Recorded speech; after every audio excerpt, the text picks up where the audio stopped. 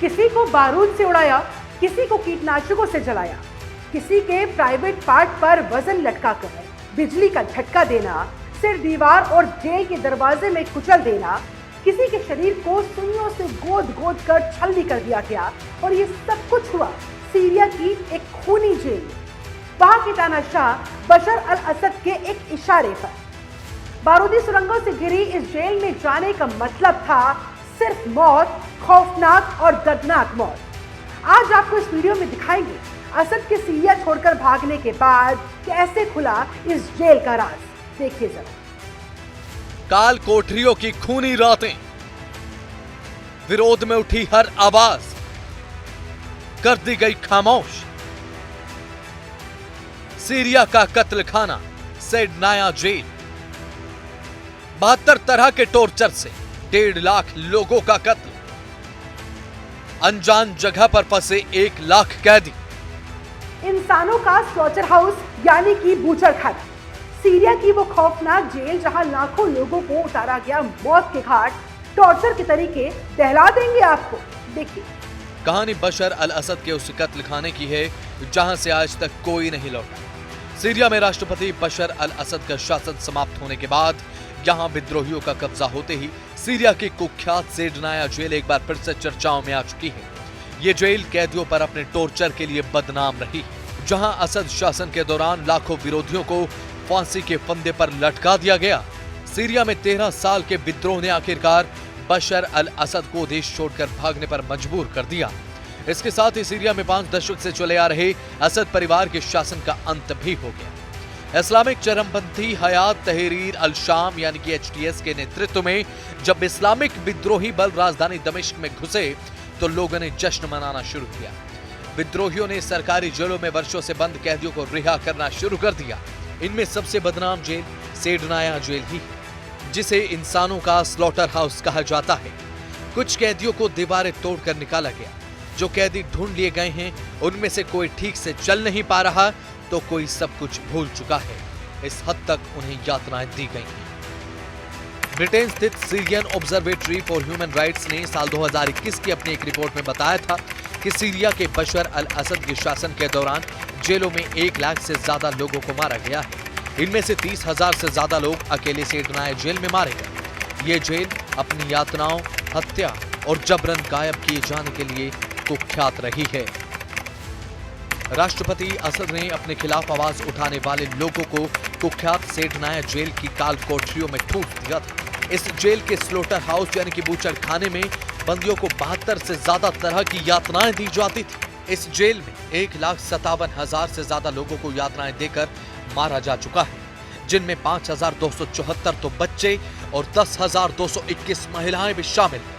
असद के देश छोड़कर भागने और सेडनाया जेल पर विद्रोहियों के कब्जे के बाद हजारों सीरियाई लोग सेडनाया जेल पहुंच गए। उन्हें उम्मीद है कि असद के शासन के दौरान गिरफ्तार या लापता हुए उनके परिजनों के बारे में उन्हें कोई जानकारी मिल सकती है। सेडनाया जेल से खौफनाक तस्वीरें। सेडनाया जेल में कैदियों की पहचान में जुटे लोग। सेडनाया जेल में बंद अपने परिजनों को ढूंढने जा रहे लोग। सेडनाया जेल में कैद अपने परिजनों को छुड़ा कर ला रहे लोग। लोग शवों की तस्वीरें देख रहे हैं। ये शव सेडनाया जेल के कैदियों के। दमिश्क के अस्पताल में अपनों के शवों की पहचान करते लोग। कैदियों को कुचलकर मारने के लिए आयरन प्रेस। सेडनाया जेल के भीतर पहुंचने के लिए सिर्फ एक घुमावदार सीढ़ी है जो सलाखों से घिरी है। यहां से जेल के 3 विंग में जाने के रास्ते हैं। विद्रोहियों का कहना है कि जेल के 3 विंग अपनी अलग अलग क्रूरता के लिए कुख्यात है। जेल की एक विंग में विद्रोहियों को आयरन एग्जीक्यूशन प्रेस मिली है। बताया जा रहा है कि इसका इस्तेमाल कैदियों को कुचलकर मारने के लिए किया जाता था। यातनाएं दिए जाने के 72 अलग अलग तरीके। प्राइवेट पार्ट पर वजन लटकाना, प्राइवेट पार्ट पर बिजली का झटका देना, धातु की छड़, बारूद या ज्वलनशील कीटनाशकों से कैदियों को जलाना, उनके सिर दीवार और जेल के दरवाजे के बीच कुचलना, शरीर में सुई या धातु के पिंड डालने जैसी कई सजाएं शामिल हैं। रेड विंग में बंद कैदी भूख से न मर जाए। सेडनाया जेल राजधानी दमिश्क से 30 किलोमीटर दूर एक पहाड़ पर स्थित है। ये जेल 2 बारूदी सुरंगों से घिरी है। विद्रोहियों ने जेल पर कब्जा किया तो यहाँ कैद 1500 बंधकों को रिहा कर दिया गया। अब सीसीटीवी फुटेज में सामने आया है कि जेल में कई और कैदी अंडरग्राउंड सेल यानी कि रेड विंग में बंद हैं, लेकिन कोई नहीं जानता कि ये विंग कहां है।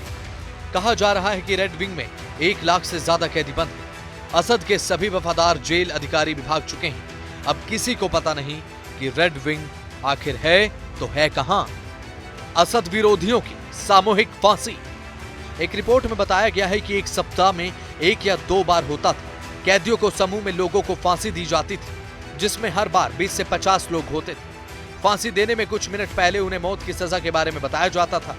उन्हें यह भी नहीं बताया जाता था कि फांसी कब होगी। गले में फंदा डाले जाने तक उन्हें यह तक नहीं पता होता था कि उनकी मौत किस तरह से होगी। फांसी दिए जाने के बाद एक ट्रक में भरकर उन्हें ले जाकर सामूहिक कब्रों में दफना दिया जाता था। कैदियों के साथ होता था बलात्कार।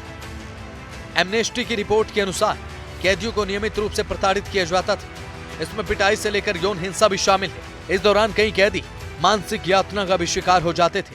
तो देखा आपने कैसे कैदियों के लिए ये जेल जहन्नुम बन चुकी थी। हर दिन मानवता का बेरहमी से कत्ल किया गया। यहाँ हर बंदी अपनी मौत के तरीके के बारे में सोच सोच कर ही मौत से पहले ही न जाने कितनी बार मरा होगा। लेकिन अब असद राज के अंत के बाद अनजान जगहों पर बंद कैदियों को ढूंढा जा रहा है। पता नहीं वो कहां है, किस विंग में बंद है, कब तक मिलेंगे, बचेंगे या नहीं बच पाएंगे। फिलहाल के लिए बस इतना ही। फिर होगी मुलाकात एक नए किस्से कहानी के साथ। तब तक के लिए नमस्कार।